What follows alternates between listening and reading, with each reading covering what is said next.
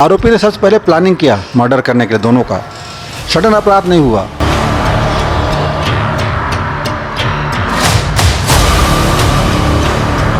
और सुरजी बाई के शरीर से एक गोली आर पार हो गया था।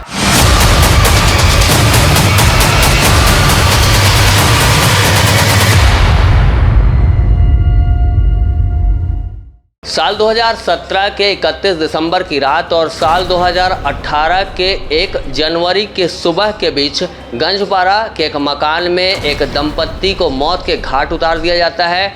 कुल 6 गोलियां चलती हैं, जिसमें से जो एक्यूज्ड है उनका पुत्र निकलता है। फाइनली इस केस का डिसीजन आ चुका है। संदीप जैन जो उस दंपत्ति का वारिस था वही हत्यारा निकलता है। ये पूरा घटनाक्रम क्या था, इस पूरे घटनाक्रम में काफ़ी सारे पेच आए हैं। मेरे साथ में जो सरकारी वकील है यहाँ के शर्मा जी, उनसे बातचीत करेंगे। सर, ये केस आया था आपके पास में, तो उस केस के संबंध में क्या जो शुरुआती अपडेट्स आई थी, क्या पुलिस की विवेचना, क्या जांच आई थी, क्या पहलू क्या कह रहे थे? पुलिस को सूचना संदीप जैन मुलजिम का भांजा जो है सौरभ गुलछा, उसने थाना में सूचना दिया कि मेरे नानी रावलमल और नानी सुरजी बाई की हत्या हो गई है। उसके आधार पुलिस स्टाफ था वहाँ पर और पुलिस के अधिकारी स्पॉट पे पहुँचे। पहुँचने के बाद उन्होंने स्पॉट का सीन का अवलोकन किया और बैलिस्टिक एक्सपर्ट रायपुर से वो भी स्पॉट पे आया और आकर पूरी अवलोकन किया। उन्होंने सबका वीडियोग्राफी किया, फोटोग्राफी किया और स्पॉट के जितने भी एविडेंस है सबके एविडेंस को कलेक्ट किया और पूरी विवेचना करके चलान न्यायालय में पेश किया। उसमें समरी में केस ये है कि रावलमल एक तेज स्वभाव का व्यक्ति था जो साक्ष्य ट्रायल में आया और संदीप आरोपी का महिलाओं से मेल जोल था। तो इनके महिला मित्रों से उसको नापसंदगी थी, तो इसको बोलता था कि अपना सुधार करने तो संपत्ति से बेदखल कर दूंगा। तो इस बेदखल करने के लिए जो बोला, उस आधार पर से आरोपी ने अपने पिता रावलमल और अपनी मदर नानी बाई को 3 गोलियां मार के हत्या करके हत्याकांड में जो पहलू है सर, जैसे कि बताया गया कि हत्या के पहले वो कुछ दिन पहले अपनी पत्नी को उनके मायके भेज देता है, उसके बाद नौकर को एक रात पहले छुट्टी दे देता है। पूरी विधिवत प्लानिंग की गई थी। आरोपी ने सबसे पहले प्लानिंग किया मर्डर करने के लिए दोनों का। सडन अपराध नहीं हुआ। उस प्लानिंग के तहत सबसे पहले आरोपी ने रिवाल्वर देसी पिस्तौल खरीदा भगत सिंह गुरदत्ता से। भगत सिंह गुरदत्ता ने सैलन सागर से खरीदा और उसके बाद उसने प्लानिंग के अगले क्रम में अपने पत्नी और बच्चे को दर्जी राजहरा भेज दिया, जहां उसकी पत्नी का मायके है। ये 27 तारीख को भेजा, 27 दिसंबर को। उसके बाद 30 दिसंबर को रोहित देशमुख उसका घर में सोता था, चौकीदार। उसको बोला तुम 31 तारीख को मत आना, तुम्हारी छुट्टी है। और उसके इतना प्लानिंग करने के बाद देखती उसको मुलजिम जो है इंतज़ार में था अपने पिता को मारने के लिए, हत्या करने के लिए। 5:54 के पहले उसका पिता जब बाथरूम से बाहर निकल के दरवाज़ा बंद कर रहा था तो पीठ में 3 गोली मारा। पिता गिर गया तो आवाज़ सुन के उसकी माँ सुरजी बाई ने इस मुलजिम को आवाज़ किया, नहीं सुना, ऊपर चला गया था तो चढ़ के सीधे ऊपर कमरे में। तो इसके माँ ने इसको फ़ोन किया तो भी नहीं उठाया। तब अपने नाती सौरभ गुलछा, जिसके न्यायालय में बयान हुआ, जो FIR कराया है, उसको नानी ने सुरजी बाई ने फ़ोन किया 5:54 पे कि देखो तुम्हारा नाना गिर गया है, आवाज़ आया है, जल्दी आ जाओ। तो 6:02 में घटना स्थल पर संदीप पहुंचा सबसे पहले। तो देखा कि नाना को 3 गोली लगा है, बरामदे में गिरा पड़ा है बाथरूम के सामने, और नानी जो है घर के अंदर बिस्तर में पड़ी हुई, उसको भी खून से बह रहा है शरीर से। तो उसने फिर जाके ऊपर देखा तो अपने मामा को लेके आया आरोपी को। इसमें जो प्राइमा फेसी जो साक्ष्य थे जो मौके से बरामद पुलिस ने किया था सर, जैसे कि बता रहे हैं आप 6 गोलियां टोटल चलाई गई थी, 6 में से लगी 3 थी मेरे ख्याल से, जैसे कहना है आपका। तीनों के लिए रावलमल जेल निकला, ऑपरेशन से एक निकला, अच्छा 2 नहीं निकल पाया। ऑपरेशन से 1 गोली डॉक्टर ने निकाला, 2 गोलियां डेड बॉडी में ही रह गई, नहीं निकाल पाया। और सुरजी बाई के शरीर से 1 गोली आर पार हो गया था और 2 गोली उसकी डेड बॉडी से निकाला। तो बैलिस्टिक एक्सपर्ट ने अपने जांच में पाया कि जिस रिवॉल्वर से पिस्तौल से आरोपी ने गोली मारा है, वो पिस्तौल से तीनों गोली जो डेड बॉडी से निकला है वो फायर किया गया है। ये प्रूफ हो गया कि गोली इससे चला है। जैसे कि शुरुआती जो दौर थे, जो केस की जो स्टडी चली है, उसमें शुरुआती दौर में जो आरोपी पक्ष है, जो अभी फ़िलहाल तो अपराध सिद्ध हो गया, उनको सजाए मौत भी दी गई है, और उन्होंने जो बयान में अपने जो फ्लक्चुएशन रखा, बयानों में जो चेंज आउट किया या न्यायालय को दिग्भ्रमित करने का जो प्रयास किया गया, वो किस तरह से किया? सबसे शुरू में पुलिस को दिग्भ्रमित किया संदीप जैन ने। ये विचारण में डिफेंस काउंसिल ने इस बात को पूछा कि घर में 2-2 हज़ार के 74 लाख रुपया रखे थे दावल मल का, उसको आप पुलिस वाले ले गए और ऐसा दिग्भ्रमित किया। तो पुलिस में इसको सबूत करने के लिए उसने आरोपी संदीप जैन के पत्नी संतोष बाई को बचाव साक्ष्य नंबर 1 रुपये कोर्ट में बयान कराया। तो उसके पति परीक्षण जब मैंने किया तो उसमें यह आया कि दो बातें सबूत हो गई।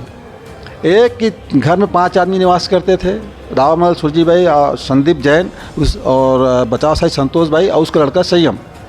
घटना दिनांक को घर में सिर्फ 3 लोग थे, रावमल सुरजी भाई और संदीप जैन। 2 गोली लगने से मरा और 1 जिंदा है। तो साक्ष्य अधिनियम को धारा 106 बोलता है कि स्पेशल नॉलेज है जो बचा हुआ एक व्यक्ति जिंदा है उसको, वो बताया कैसे मर गए दोनों, और नहीं बता सकते तो माना जाए कि उसने ही हत्या किया। तो इसको हमने न्यायालय के सामने लाया कि भाई हत्या इसमें सीसीटीवी वगैरह की भी जो एक सपोर्ट लिया गया था, वो क्या था? 6:02 पे सीसीटीवी फुटेज में उसको आते हुए दिखता है 6:02:36 में। मैंने सुरजी भाई की हत्या 5:54:50 से लेकर 6:02:36 के बीच में हुआ है। इतने शॉर्ट टाइम में हत्या करने के लिए सिर्फ घर के अंदर वाला व्यक्ति ही संभव है, माने आरोपी। नंबर लूट की जो कहानी बनाई जा रही थी वो कहानी थी तो झूठी कहानी थी। नंबर 2, घर में सारे सामान सुरक्षित थे, जेवरात सारे सामान, कोई सामान चोरी नहीं हो गया। डिफेंस खुद एडमिट किया इस बात को कि सामान कोई चोरी नहीं हुआ। सौरभ गोल्सा ने बोला सामान कोई चोरी नहीं हुआ। घर इंटैक्ट है चारों तरफ से। बाद में फर्जी एविडेंस तैयार करके मुलजिम ने ड्यूरिंग ट्रायल 10 महीने बाद कि भाई ये गिल खुला रहता था, उसमें सीढ़ी और रसीद को भी आ सकता है। तो आज 7 मिनट के अंदर कोई आदमी सीढ़ी लगा के रसीद ऊपर चढ़ के आके 3 लोगों को मार के नहीं जाएगा। तो असत्य झूठा पाया गया, बचाव सच्ची आफ्टर थॉट है। मुलजिम ने अपने वर्णन कथन नहीं बताया, मेरा कमरा बाहर से बंद था करके कि खिड़कियाँ खुली हुई थी। ऐसी जो जैसा आप बता रहे हैं कि जो पिता और पुत्र का विवाद चलता था किन्हीं कारणों को लेकर, तो ऐसा क्या एक्सट्रीम लेवल पे बातें हो चुकी थी जो अगर इन्वेस्टिगेशन में या जो अदालती प्रक्रिया में जो सामने आई होंगी, कभी कुछ स्वीकारोक्ति की गई होगी अपराधी की ओर से, वो कहा गया होगा कि हाँ एकदम इस तरह से मुझे परेशान किया गया कि मैंने फाइनल डिसीजन टोटल बचाव उसको डिनायल है कि मैंने हत्या नहीं किया है। आरोपी गलत हत्या मैंने नहीं किया है, पूरा बचाव इसी पे लिया है। कोई बाहर का कर सकता है तो बाहर क्यों करेगा? मोटिव जो है हत्या करने का उद्देश्य सिर्फ आरोपी के पास है। जब ये लूट वाली जो बातें हैं वो जो साक्ष्य और प्रमाण के आधार पे अगर खारिज पाया जाता था न्यायालय की ओर से, उसके बाद ये अपने बचाव में करता क्या था अपराधी? जब ये पाया गया, जब बचाव साक्षी ने सब बताया, हमने बचाव साक्षी से पूछा तो उसने अपने बयान में बताई पति परीक्षण में कि संपत्ति का मालिक रावलमल सुरजी भाई है। मैं बोला रावलमल सुरजी भाई नहीं मरता तो संपत्ति के मालिक ये आरोपी संदीप नहीं बन पाता। तो बोले हाँ, मतलब आरोपी ने संपत्ति के नाम लेकर माँ बाप का हत्या किया है। और झूठ की कहानी तो पेपर में छपा पेश किया बचाव में। पेपर में खुद लिखा था कि पैसा घर भी बरामद हो गया और आरोपी से स्ट्रिक्टली पूछताछ करने पर उस अपने माता पिता की हत्या करना स्वीकार कर लिया। मतलब इसमें जो साक्ष्य के तौर पे जो मेन आधार बना वो टाइमिंग बना, सीसीटीवी बना, जो गन की बैरल से शॉट डाउन किया गया था वो शॉट डाउन, उसकी जो फॉरेंसिक लैब रिपोर्ट वगैरह आई। इस प्रकरण में सजा का आधार लीगल एविडेंस था। लीगल एविडेंस यही था कि धारा 6(7) अधिनियम के तहत आरोपी अपने आप को एक्सप्लेन करने में असमर्थ रहा कि इसकी हत्या उस न करके तो किसी और ने किया है। इसको पूर्णतः असफल रहा वो। सीटी फुटेज ये था कि संदीप जो है 6:02:36 में आ गया। टावर लोकेशन CDR का जो है मोबाइल कॉल का, वो थ्रू आउट 31 को लेकर घटना दिनांक के सुबह तक 9 बजे दिन तक 10 बजे दिन तक वहीं था संदीप का। इस केस में जैसे कि सजाए मौत दी गई है, जो अपराधी है एक्यूज है उसको सजाए मौत दी गई है, और साथ साथ जो वेपन सप्लायर थे उनको 5 साल की सज़ा 2 लोगों को। इस तरह से 5-5 साल की सज़ा उनको दी गई है। और जो ये इस तरह से जो घटनाएं हैं इसको कोर्ट ने रेयर ऑफ द रेयरेस्ट माना है और इसको एक निर्मम हत्याकांड करार देते हुए यहाँ जो जज साहब है उन्होंने उनको मौत की सज़ा सुनाई है। सर ये बताएंगे कि ये जो रेयर ऑफ द रेयरेस्ट होता है उसके लिए जो ब्रूटैलिटी होती है उसको किस हद तक जो न्याय व्यवस्था है वो जज करती है? सर्वोच्च न्यायालय ने बहुत सारे जजमेंट दिए हैं, उसमें बताया गया है 13 पॉइंट बताया गया है। उसमें से जो मटेरियल पॉइंट है, मेन पॉइंट ये है कि एक आदमी 3 हत्या करे और हत्या करने के बाद सज़ा पा जाए और पैरोल में छूटा रहे और फिर हत्या कर दे तो सज़ा मौत होगा उसको। या समाज को शॉक्ड हो जाए, किसी कृत्य से इतना भयानक कृत्य हो कि समाज शॉक्ड हो जाए तो भी उसको मौत की सज़ा मिलना चाहिए। छोटे बच्चे, बुजुर्ग, माँ बाप जिनको संरक्षण की ज़रूरत है अपने संतान से, उसकी कोई हत्या कर दे तो भी उसको सज़ा मौत मिलना चाहिए। तो इसमें न्यायालय ने माना है कि माता पिता का हत्या करना जघन्य अपराध है। माता पिता घटना रावलमल सुरजीबाई ने कोई ऐसा कृत्य नहीं किया था जो प्रोवोकेट हो जाए, कुछ बोले नहीं था, साइलेंट था और निर्दोष था, कोई घटनाक्रम, कोई बातचीत, कुछ नहीं। Well planning cold blooded murder Sandeep Jain ने किया है विथ प्लानिंग। दुर्ग जिले के इतिहास में ऐसे कई जो हत्याकांड है जिसमें बहुत कम केसेस में अदालत को बहुत ज़्यादा स्ट्रिक्ट होकर मौत की सज़ा सुनानी पड़ी थी। उसमें जैसे कि कुछ नरबली के प्रकरण हुए थे और उसके बाद ऐसे कितने मामले हुए होंगे जिसमें दुर्ग न्यायालय ने अब तक मौत की सज़ा दी है? मैंने जो पैरवी किया न्यायालय में उसमें मनीषा देवार के प्रकरण में मौत सज़ा हुआ 4 आरोपियों को, और रुआ बांधा के प्रकरण में, चिराग के प्रकरण में 3 साल, हाँ नरबली चिराग के प्रकरण में उसमें भी 4-7 लोग सज़ा हुआ। ये सभी एक ही मुलजिम थे, एक दोनों प्रकरण, दोनों बलि देने वाले एक ही मुलजिम थे, संख्या कम ज़्यादा थी, इसमें 7 उसमें 4 था।